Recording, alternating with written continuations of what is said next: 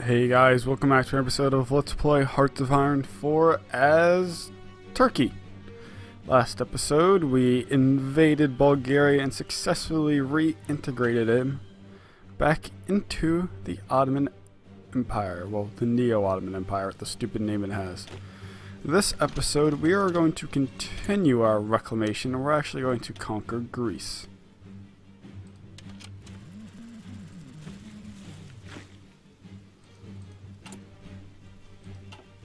See, so first we need to do, we need to get more research. We'll get support weapons.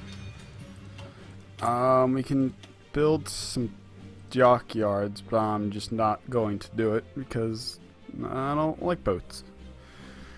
And really not for some time. Well, having a good fleet is going to be useful when we fight some of the larger powers.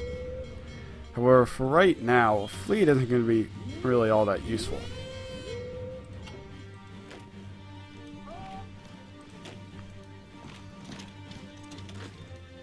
So what we need to do now is actually, I'll send you there, is we need to start prepping our army for the invasion of Greece. I could also invade Yugoslavia or Romania.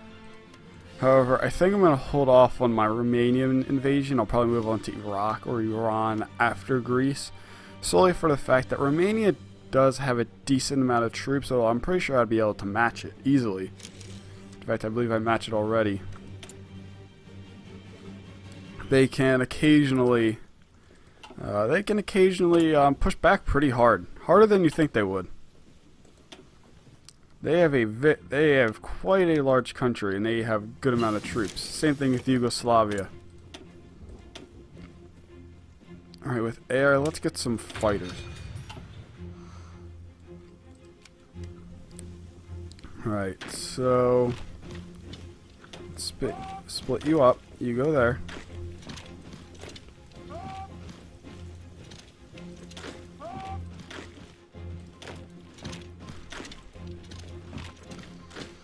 Oh, and Hearts of Iron 4 does have a planner like the rest of the games do. However, I just don't use it that often.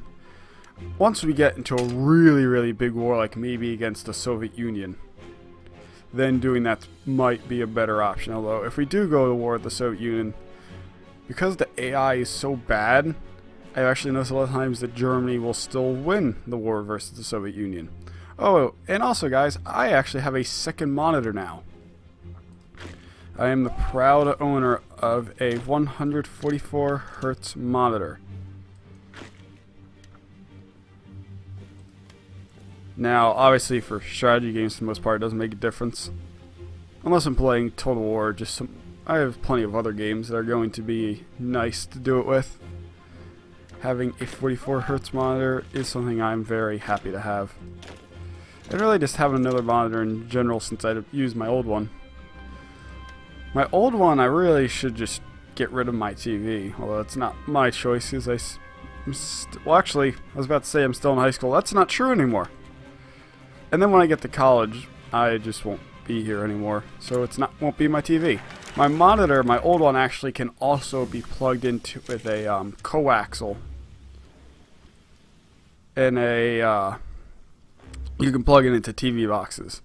Let's get armed. Actually, no, we should get construction, getting another civilian factory. Research. Let's get more. Yeah, let's get computing machine. Really, we're just waiting for this to finish. And it will finish on the 28th of October. Not quite Spookyween, but almost there. Yeah, I think I'll definitely invade Iraq. I could invade Iraq and then Saudi Arabia. Iraq, whatever we want to call it. Invading them will definitely give me a much better way to invade Iran, because if I do invade Iran from the territories I have, there are two provinces that are mountains, and the second I declare war on them, they're going to probably move all of their troops up. Oh, I can base more fighters. I'll base you guys there. Just having them spread out a bit will be something good. Obviously, I don't think the Greeks are going to completely overwhelm my air force. Yeah, Greece's army is not very good. Or they also probably have a bunch of their troops around here. Luckily, I've noticed that, thankfully, I won't have to do any invasions of these small islands, as Greece normally capitulates much faster than that. Really, once you take Athens, I've noticed it'll just drop. I've even had them do it before. So Iran and Iraq will be pretty easy to fight. And Saudi Arabia, and obviously, then we move into Oman and Yemen. They won't really ever put up a decent fight.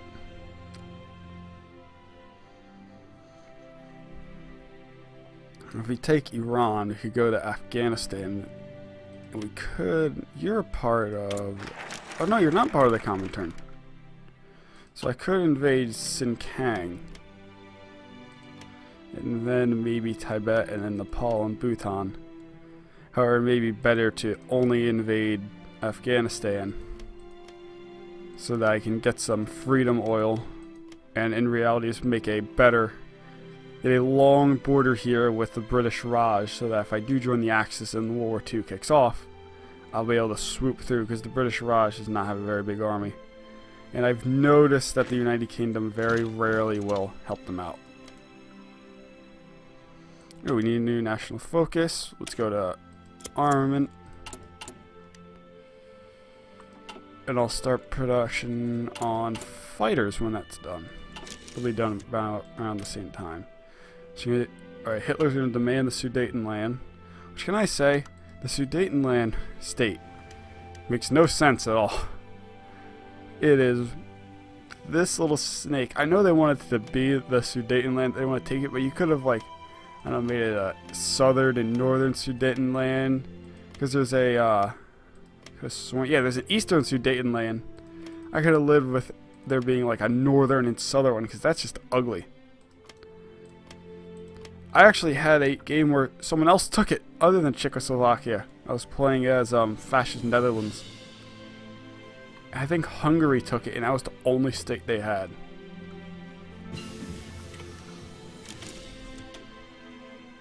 I'm going to get improved infantry equipment. Might as well deploy some more planes. Having that air support is just going to be good to help us sweep through, and eventually we get all those fighters. Alright, that's not what I wanted to happen. I did not want Republican Spain to win the war. Having Republican Spain win, I mean, isn't the worst thing that could happen. However, it's really not ideal.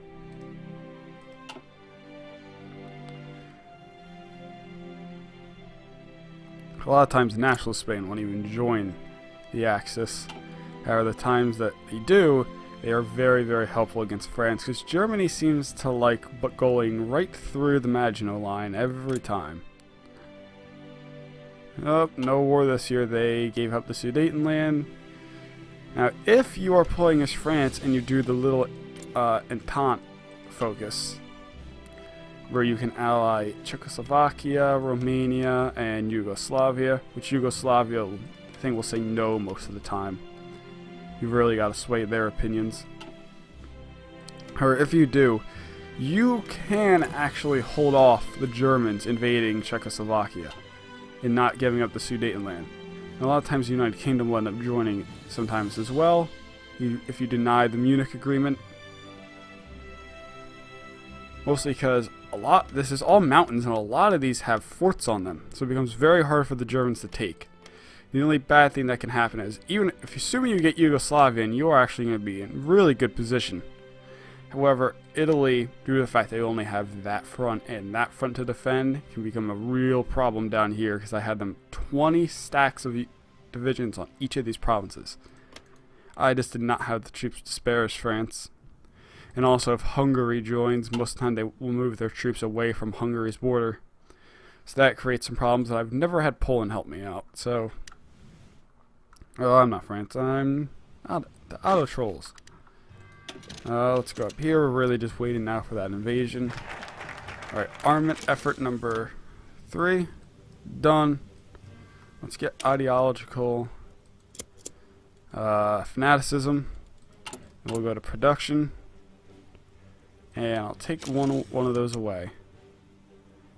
And oh, that's almost done. Let's wait for that to finish. And we'll start making some fighters. While the close air support craft will help us in land combat, these fighters will do... They're much better at actually fighting other aircraft. Close air support is not very good at that. I don't know if you can hear my dog over there. He's just sighing. Hello, boy. Jakey. Alright. Looks like he's trying to sleep. He has his head on my pillow right now. Alright. Justification for invading Thrace is completed. Let's deploy any planes that we have. Bunch of close air support.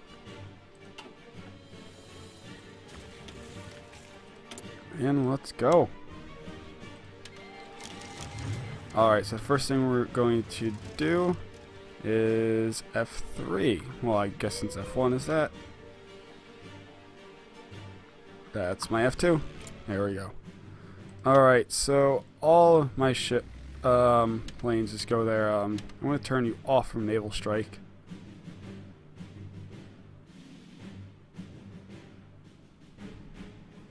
And all my troops in Plovdiv, you're going to go for close air support.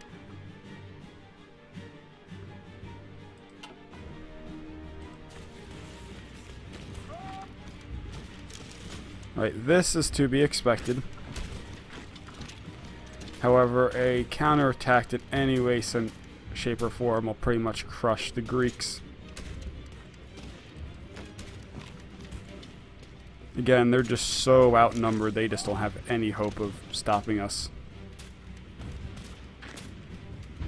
However, that does not mean we should be a fool, because being a fool is how you lose a war.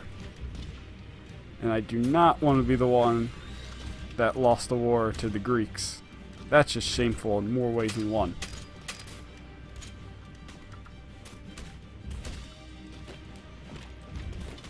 Probably all those troops that are coming are the ones they pulled away from the Yugoslav and Albanian border. Oh, you have another military factory. Make more fighters. And we don't have enough aluminum. I mean, I guess get it from Germany.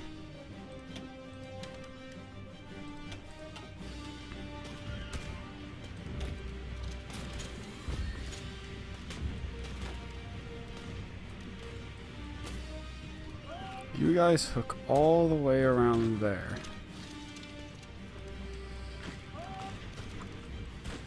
And once at least one of those troops come in, we'll move right into Thessaloniki.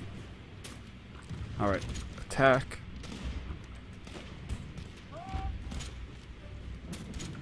Half of you go assist them.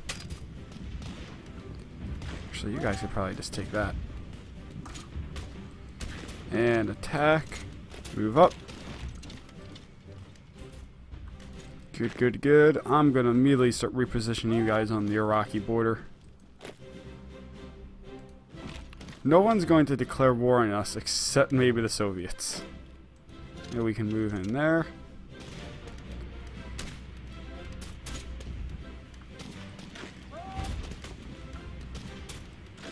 You guys attack there, and let's finish this off. Now just be aware, if you do invade Romania and Yugoslavia, those guys do have tanks from the start. So you will need some tanks of your own or other anti-tank infantry, or I guess just a lot more tanks than them. Not a lot more tanks, a lot more men than them. If you have enough men, then it doesn't really matter how many tanks they have.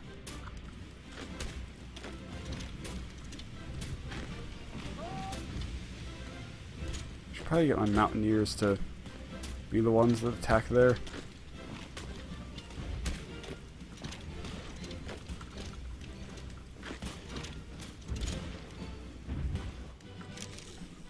Alright, this is going pretty well. Oh! Yeah, I forgot that's there. I could have just walked over there, so this whole time the little forces I had set up didn't mean anything.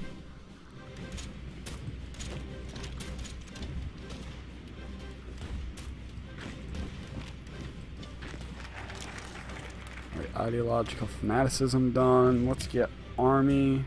See, now let's get infrastructure because we do want that extra research. Alright, military, high command. I don't like any of these guys. And I guess we'll get strategic bombing. That's the most likely to be useful in the long run.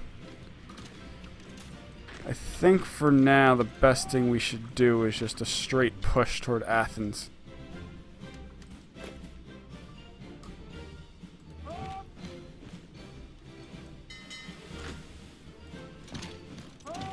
Just pushing right toward Athens is going to give us the best chances of making them capitulate.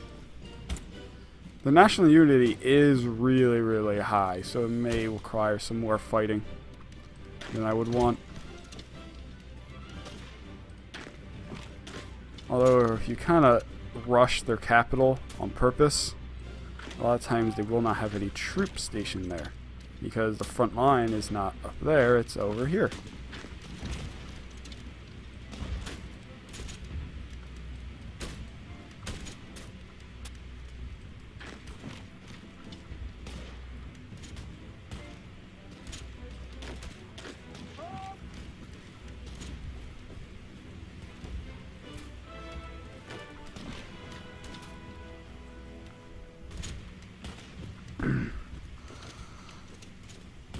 Choked my own spittle a little bit.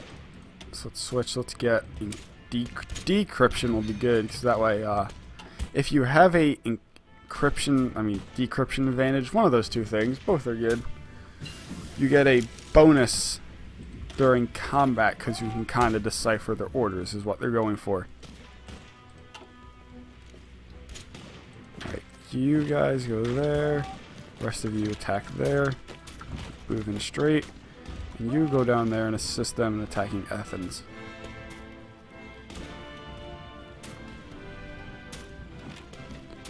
Because we are taking that city.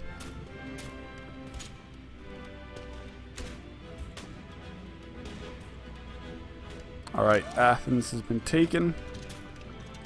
And now it's going to be a sweep up from here on out. More research. Let's get weapons too. More fighters. I have a decently sized close air support fleet. Do you call planes fleets? Oh, we won. Alright, and of course what's going to happen is we are going to take everything.